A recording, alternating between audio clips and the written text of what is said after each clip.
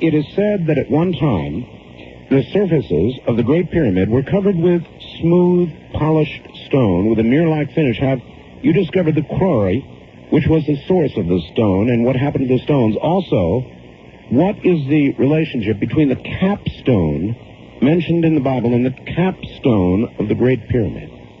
Well, to answer the first question first, yes, all three of the Great Pyramids, it is known for sure, were once completely encased in polished white limestone.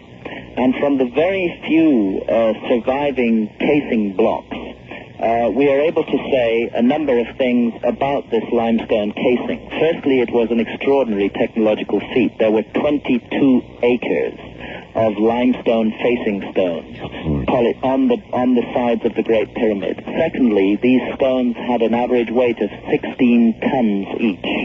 Thirdly, they were lined up to each other with such precision that in the few remaining casing stones it is impossible to slip even a sheet of paper, of thin paper, into the joints. The joints are so closely aligned, and the great Egyptologist William Flinders Petrie at the turn of the century likened the precision of the casing blocks to modern opticians' work, to quote him, on a scale of acres.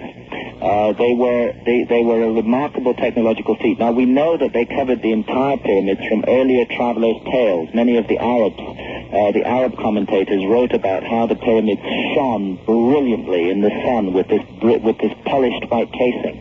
What we're now seeing is the substructure that lies underneath the casing. But there was an enormous earthquake hit the city of Cairo in 1301, and it is this earthquake that shook loose the majority of the facing stones. And unfortunately, those facing stones were then, large part of the remainder, were then quarried off the pyramids by the local population and used in the construction of large parts of Cairo. As to the source of the stone, it's the Mokattam Hills, about 20 miles away to the east of Giza, across the River Nile. So it is known. And the capstone?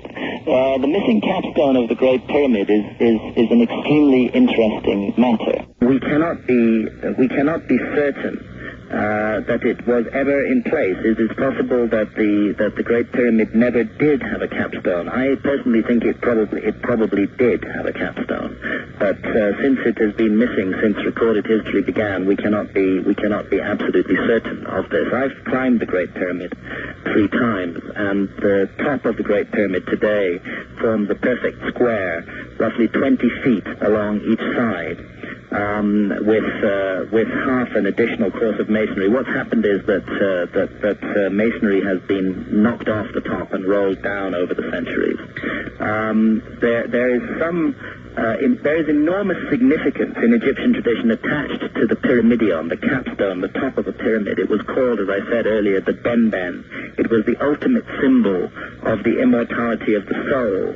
And my colleague Robert Boval has argued in his earlier book, The Orion Mystery, that one possibility for what may be hidden inside one of the concealed chambers in the Great Pyramid is indeed this missing capstone, that it was taken off by the high priest at a certain point and placed inside the pyramid. Well, you'd have to wonder what would happen if they put it back.